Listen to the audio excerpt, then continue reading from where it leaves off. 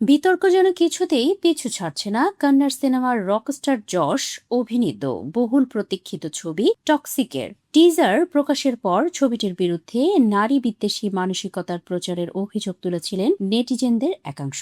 আর এবার সিনেমাটির প্রথম গান প্রকাশের পর নতুন করে শুরু হয়েছে তীব্র সমালোচনা। গানটিতে যশ ও কিয়ারা আদভানির বেশ কিছু ঘনিষ্ঠ দৃশ্য নিয়ে নেট দুনিয়ায় রীতিমতো বিতর্কের ঝড় উঠেছে। সম্প্রতি মুক্তি পেয়েছে টক্সিক ছবির প্রথম গান দ্য বাহি।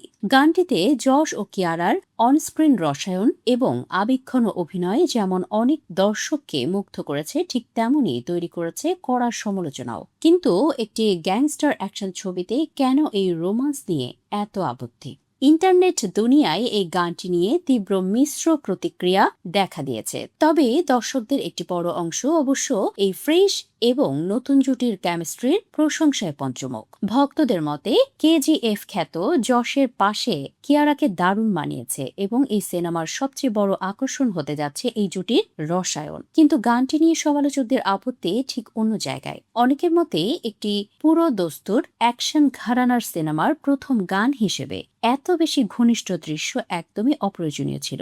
এতে সিনেমার অ্যাকশন ঘরানার প্রচারের চেয়ে এক ধরনের ইরোটিক বা শরীরী আবহ তৈরি হয়েছে। কেউ কেউ আবার সামাজিক যোগাযোগ মাধ্যমে বলছেন, ছবির নাম যেহেতু টক্সিক, তাই নির্মাতারা বোধ হয় বিতর্কিত বা আপত্তিকর বিষয়গুলোকে স্বাভাবিক হিসেবে ফুটিয়ে তোলার চেষ্টা করছেন। এই তাবাহি গানটির চমৎকার সুর, সঙ্গীত পরিচালনা এবং কণ্ঠ দিয়েছেন ভারতের বর্তমান সময়ের অন্যতম জনপ্রিয় গায়ক বিশাল মিশ্র। আর হিন্দি সংস্করণের গানটির দারুণ কথা লিখেছেন রাজশেখর। হিন্দি ছাড়াও গানটি একই সঙ্গে কন্নড়, তেলুগু, তামিল এবং মালায়ালাম এই 4 আঞ্চলিক ভাষাতেও একযোগে মুক্তি পেয়েছে। সাধারণত গ্যাংস্টার ঘরানার সিনেমাগুলোতে পুরুষ চরিত্রের দাপটই বেশি থাকে, তবে এই সিনেমাটির পরিচালক কিন্তু একজন নারী, গীতু মোহন দাস।